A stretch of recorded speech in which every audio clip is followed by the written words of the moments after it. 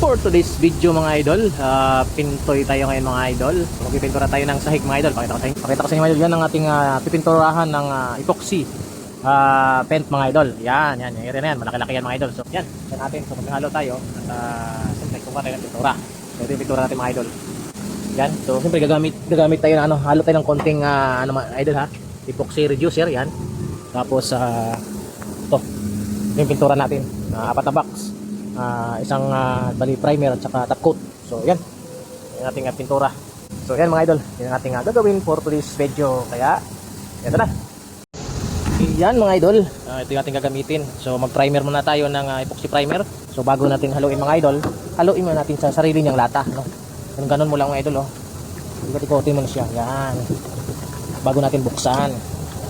Kasi ito sa katagalan na i-stack to mga idol, nagbubuo to sa loob, no? Bago na to haluin. So ito yung hardener niya mga idol, yan, epoxy. Ito yung pampatigas, yan, pampatigas. So dalawa yan.